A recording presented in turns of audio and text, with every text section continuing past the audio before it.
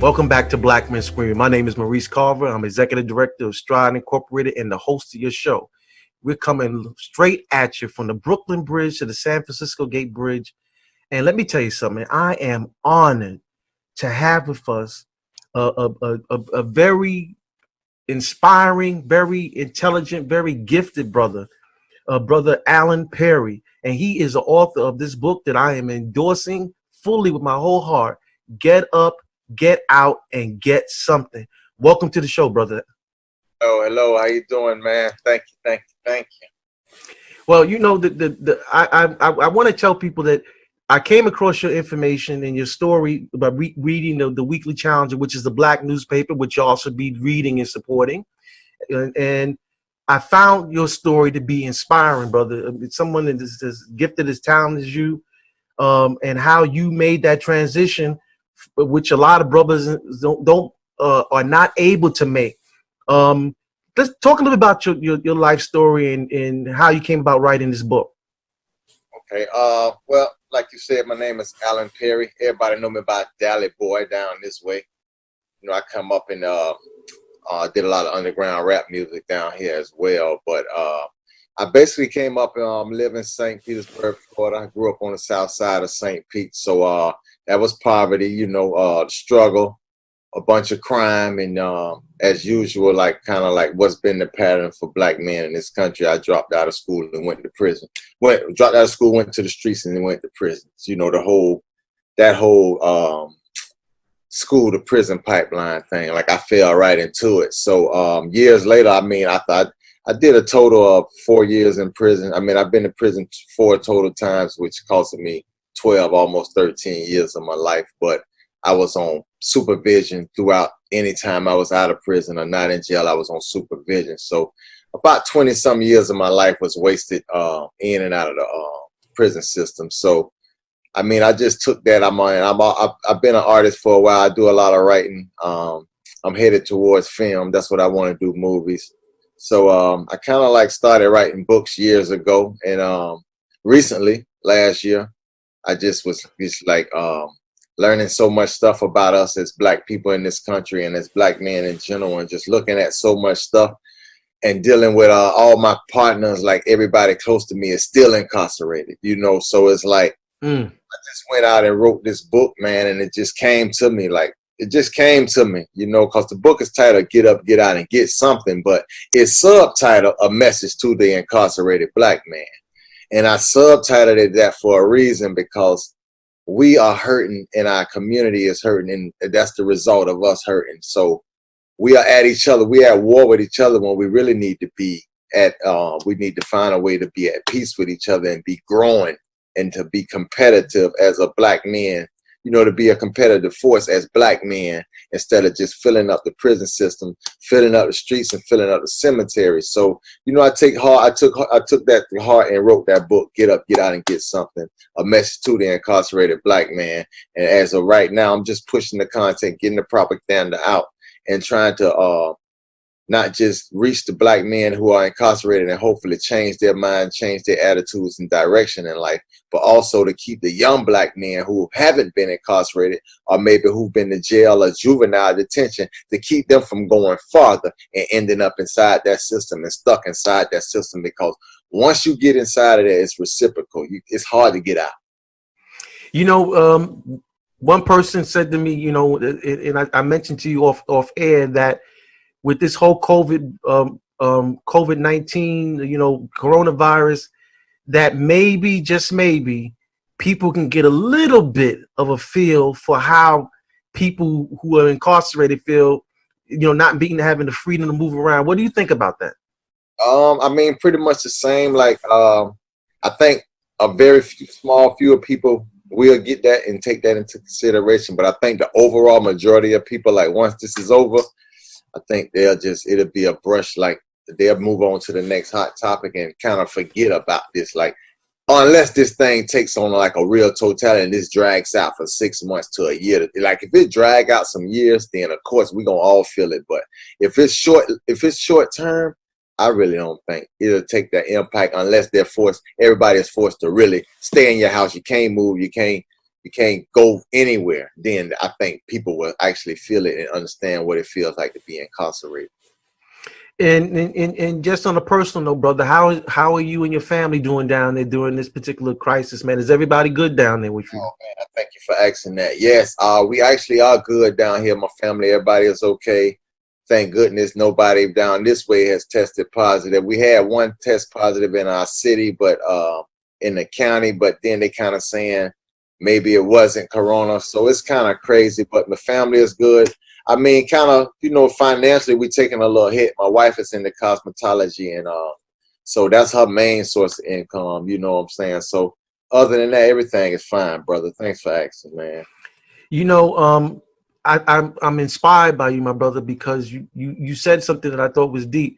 You said that when you were doing your time, that you actually started to educate your mind, that you started to read and you started to use those skills and those talents which God has blessed you with. Oh, yeah. What would you tell these young brothers who are out here? Because a lot of them, when I speak to them, because I do go around and I speak, I'm older than you, my brother. So they look at me like like, nah, I ain't listening to him, man. You don't know nothing about the street, even though you can't. Let me tell you something. You can't be a black man and I know a little something about the street. We got a little street in all of us or whatever. And I can tell you personally, I've seen the cost of the street in my family. I've known what it has cost us or whatever because I have family members who the street ate up. And so I don't, what if you were talking to a young person right now, what would you tell them during this particular crisis or whatever? Because they're gonna be like, look, this is the time I'm gonna have to hustle, man, because I can't work nowhere. I ain't working. There ain't no job to make no minimum wage now. Right. I mean, I'm with you. I talk to the youngsters down here a lot too. I got a lot in my family too, because my family's been hit hard. So I know exactly what you mean about that street life. And I mean, I basically tell them, man, like, take that, like, a lot of them are caught up in the rap music. Everybody want to rap and sing and do something. So I tell them, look, use that same energy and put that into reading something that's not, read some nonfiction stuff, read some, like I try to put YouTube videos in front of them. I send them links. I talk to them. I reference books to them. I give them little speeches here and there. I mean, I try to keep them inspired, but I would tell any youngster, man, like, use this time. Think positive. I know people tell you that all the time. You hear it all the time. But the elders have one thing on you that you don't have, and that's experience. We have been there and we've done that. Everything we're telling you because we know. We know what these people have waiting for you, or we know what the results can be. You know what I'm saying? So listen to us, man. Take the advice, take the guidance. Don't make the mistakes that people like me made by not listening to those few elders who did talk. Because for the most part, most of these elders be like, man, these youngins are wild. I don't have time for them. And they don't even understand that that attitude is what's keeping us so torn down and so distant from our youth. We got to find a way to listen to them and hear what they trying to say. And at the same time, get them to understand this knowledge and wisdom that we have for them. Yeah, I agree with you, brother. I mean, you said that you were involved with a rap group. What was the name of the group? And did y'all release an album back in the day? Yeah. But our rap group, in the city, we were pretty known in the city and in this Tampa Bay area. We were known as X-Con, and that was spelled XKONN. We kind of went around the South a little bit. It was like late 90s, early 2000s. And we had an album called Tears of Anger. That was our first album. And I mean, all three of us were like, it was three of us in the beginning. We were like fresh out of prison, all of us. And we put that album together, Tears of Anger. It's still around. I mean, I don't know if it's available in a lot of places, but I mean, I have, of course, I have digital copies of it and everything. I can get that to you. We'll talk about that off the air. I can get it to you. And then we also went on to do another album called 1020 Life, which was our second album, and that kind of got us a little more. We started getting radio play in Miami for that one. But by 2002, it was like I got violated. My brother went to Fed. Like, it was just, everything was destroyed again. So it's been a struggle since then. You know what I'm saying? I've been trying to mainly maintain things on my own. So I kind of still do the music, but not as much. I'm not like chasing no deals or anything like that. Kind of putting the music together because I'm working on film. So I want to, like I said, I'm going to do movies. So I'm kind of like putting my music together to play along with my film. I was watching the news the other day, and they were talking about a lot of these communities where women are the main breadwinner and they're holding the family down, and it makes it seem like if brothers being missing from the community is not important. Do you agree with that? Do you think that that's the truth? That us not being there with our families is not important? Oh man, that's extremely important. I mean, that's like that's the biggest problem because not only are the men not there, the men are not educated well enough so when they are there that they're doing something and that they're being productive because we have men who are here and who are out, but they overlook the fight. So it's like they're non-productive. I mean, but we need men in our community because without the men in our community, the women have to stand up and do so much. And then when you have men coming home from prison, you got to find, first thing you got to find is a job. But if you find a woman first, before you find a job, who's going to have to do like, and if this woman already working or this woman already have some type of financial income, there it is. So the woman gonna be pulling the weight. Then you got a lot of men, they looking for somebody because they in such bad shape. So I mean, it's crazy, but we definitely need our men in our community. That's extremely important. I was talking to another brother, and he was talking about the struggles that he had because a lot of people don't realize what happens to you when you get out of prison and stuff. They don't understand that, for example, in New York, you can't even move into public housing because you got a record and stuff. They don't understand that you don't qualify for city jobs or for federal jobs. And then the other thing is, which I thought was this brother was in part the story. He said that his probation officer kept calling his job to the point that they had to let him go. It keep checking on him if he was there. He's like, "Look, you see the pay stub I had. You see, I'm making money. Why are you doing that?" Yeah, I saw that happen to a guy here before too.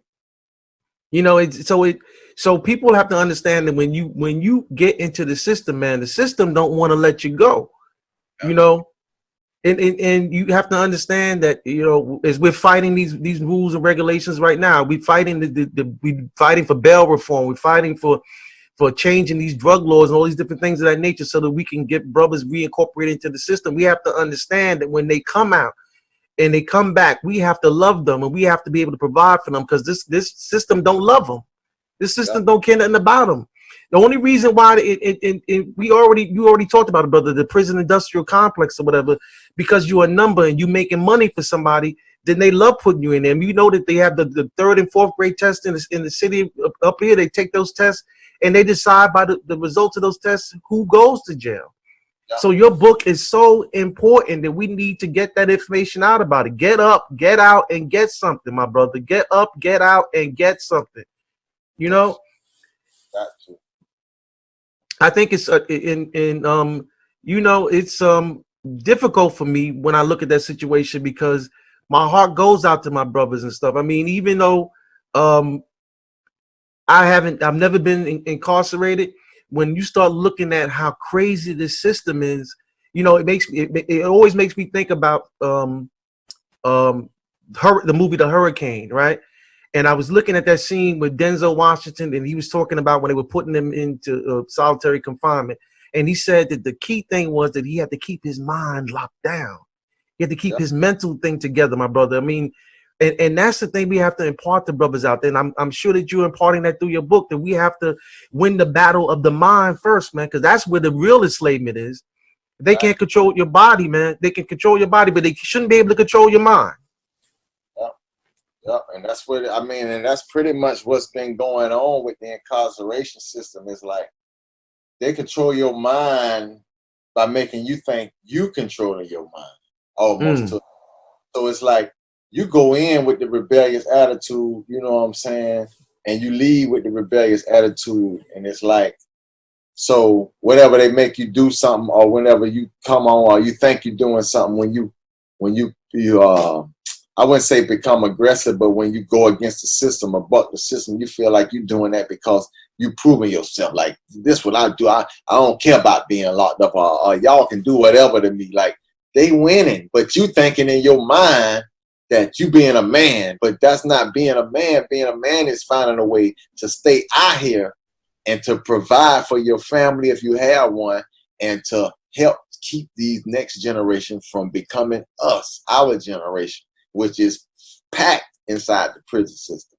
And that's what it's hard for people to get and understand, especially with so much gangs going on.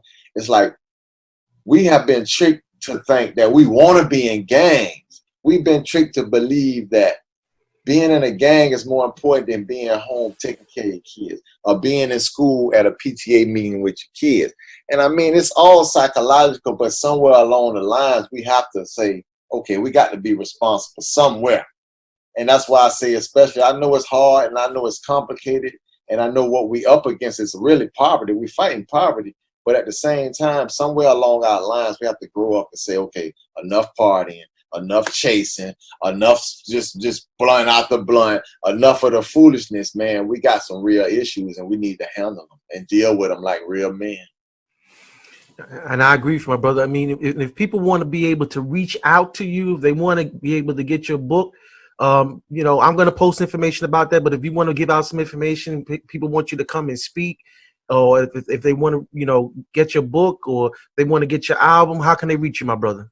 Oh man, the best way to reach me is through my name, Alan Perry, which is ALAN Perry, PERRY 77 at gmail.com. I return all emails. I check all emails. I'm also live on, you can find me on Facebook at DallyBoy Perry. That's DALLYBOY, one word, DallyBoy Perry. I'm on YouTube under the same monitor. I'm on Instagram under the same monitor, DallyBoy Perry. I'm also on the DallyBoy the author on Facebook. Check out my like page. I try to put a little content there. You can get the book on Amazon, man. The book is called Get Up, Get Out, and Get Something, a message to the incarcerated black man. The book is very reasonable on Amazon. It's a good message, man. You can order from Amazon and send it straight to your people incarcerated, man, and give it to the youngsters. I mean, just the book. I mean, y'all do me a favor by purchasing the book, but I promise you, doing yourself or whoever you purchase the book for a favor. And then I just like to say thanks again, man, for having me here, man. And I appreciate everything you're doing for the community. 20-some years strong. That's a big salute, man. That's a great big salute, man. Well, I certainly do appreciate you more, my brother, and I thank you for the work that you're doing.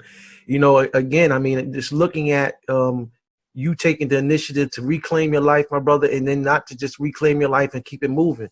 You came back. You know, it was one of the principles that it established the show. My parents said to me, once you get your degree, we don't want you to go into the corporate world or whatever and forget about your people. Come back or whatever. And so this show was created through the love and the dedication that my parents had, the blood and sweat and tears that they put into me, invested in me, my brother. And so whenever we get a chance to salute and honor great men, and I called you a great man, and I believe that, a great man, because what happens, why you call people a great man? Because a great man recognizes his errors and corrects himself, you know, and then he moves on to enlighten and to encourage and to impart his wisdom to his people, my brother. So you are not. This is not the only time you're gonna be on the show. So let's not think this is the end. We're gonna have you on just to talk about other stuff, my brother, and stuff. But we love you here. We want you to stay safe and stay blessed, to stay strong down there in St. Petersburg. Okay, y'all do the same up there in New York, man. And check this out. I haven't been to New York yet. I was on my way to New York in when what was that, 2001, when the towers came crashing down. So I was in Detroit. We were headed to New York, so we didn't make it there. So maybe, hey, this might be my time to get there. Yeah, man. And let me tell you something, man. New York is ready to hear your message, my brother, because we desperately need it. So this is why you watch Black Men Screaming, for intelligent conversation with intelligent people. Be back with more of it in just